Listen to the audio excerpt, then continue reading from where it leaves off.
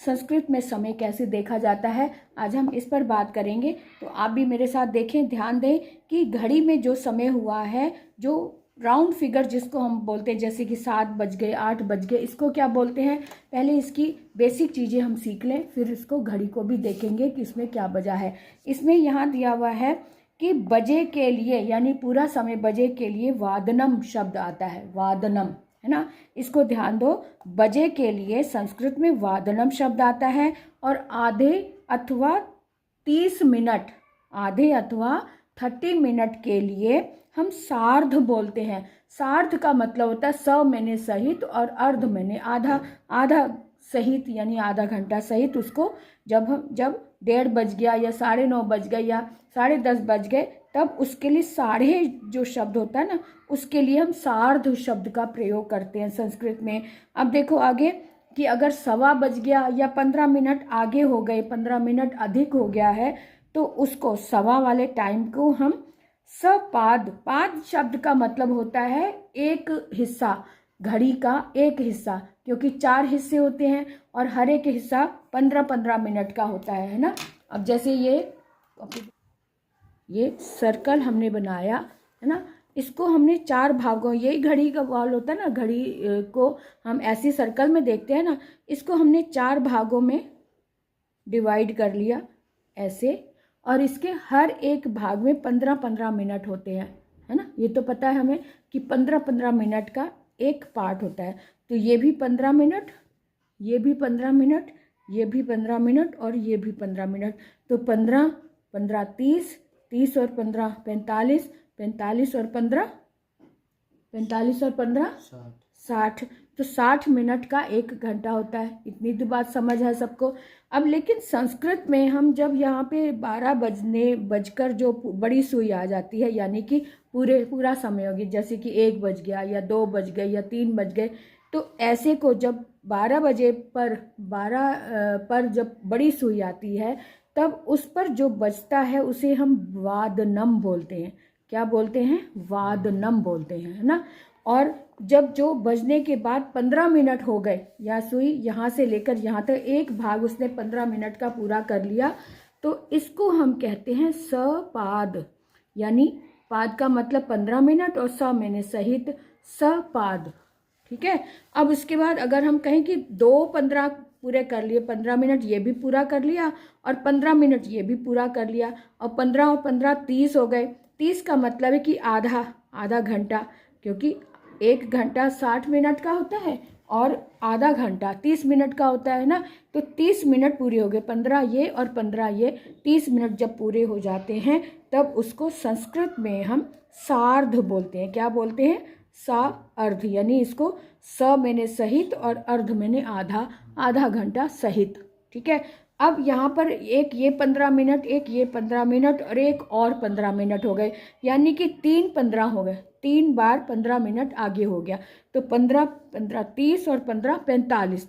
जब यहाँ पर सुई आती है, यानी 9 पर जब आती है, तब हम उसे 45 मिनट बोलते हैं। जैसे 12 बज गए हैं, 12 बजकर यहाँ पर सुई आ गई, तो 12 बजकर 45 मिनट हो गए।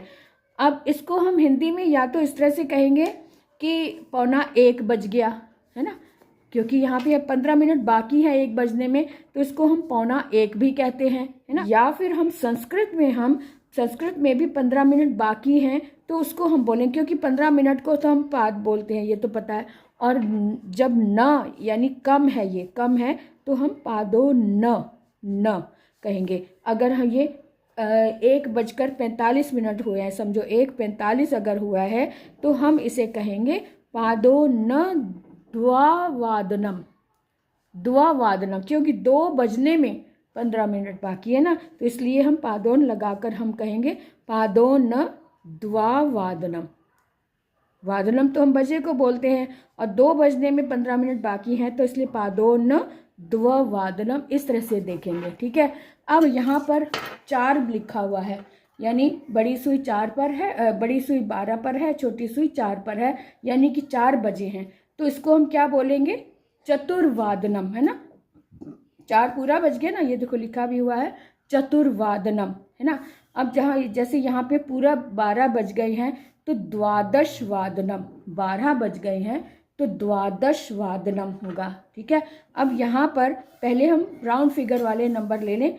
अब यहाँ पर ये तो पता चल गया, चतुर 4 बजे है तो चतुर्वादनम हो गया, 5 बजे तो पंचवादनम हो गया, 9 बजे हैं तो नववादनम हो गया। ठीक है, अब जैसे यहाँ 8 बजे हैं तो अष्टवादनम हो गया। ठीक है, अष्टवादनम हो गया। जैसे यहाँ नववादनम, 9 बज गए हैं तो नववादनम, 8 बज गए तो अष्टवादनम, यहाँ 7 बज गए हैं तो सप्तवादनम। ठीक है ना, जो राउंड फिगर वाले नंबर है जिसको हम कहेंगे पूरे पूरे बज गए हैं, तो उसमें जितने बजे हैं उतना नंबर लगाकर, जैसे 7 बजे तो सप्त और वादनम, 8 बज गए तो अष्ट वादनम, 9 बज गए तो नव वादनम। इस तरह से ये क्लियर हो गई ना बात।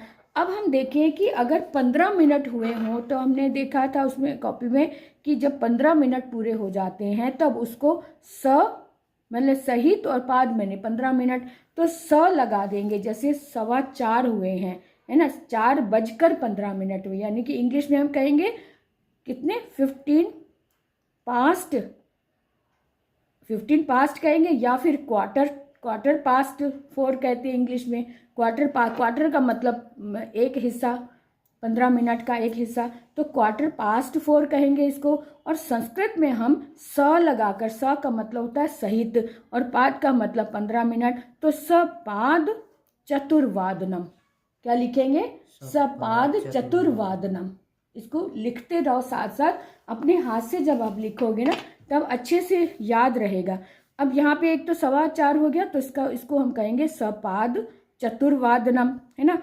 और हम देखें, अगर हम यहाँ पे कहें कि 5:15 हो गए, अगर ये सुई यहाँ पर आ जाए तो हम यहाँ पर इस समय तो यहाँ पे पंचवादनम हुआ है, लेकिन अगर ये सुई चलकर यहाँ आ जाएगी तो हम इसे कहेंगे सपाद पंचवादनम, है ना। पंचवादनम तो है ही, लेकिन अगर 15 मिनट और आ जाएगी तो पंचवादनम से पहले हम सपाद और लिख देंगे, इस तरह से सपाद पंचवादनम। अब यहाँ पर जैसे ये 5 पादोन पंचवादनम, हाँ, तो ये 4:45 यानी कि 5 बजने में 15 मिनट बाकी हैं। यहाँ 15 मिनट बाकी है, 15 मिनट और हो जाएंगे तो ये पूरे 5 बज जाएंगे, है ना। तो यानी कि ये इसको हम इस तरह से भी कह सकते हैं 4:45, है ना। अगर हम इंग्लिश में कहें तो क्या कहेंगे, 4:45 कहेंगे। और संस्कृत में हम जब 15 मिनट कम होते हैं, पौने वाले नंबर को हम पाद, तो हम एक इसको बोलते ही हैं 15 मिनट को, तो यहाँ पर हम जो कम है इसलिए न लगा देंगे, पादो न, है ना, पादो न पंचवादनम। क्योंकि ये 4:45 है तो आगे वाले नंबर को हम लेंगे कि 5 बजने की ओर घड़ी सुई जा रही है, तो पादो न पंचवादनम। ठीक है, इस तरह से इसको हम समझते हैं।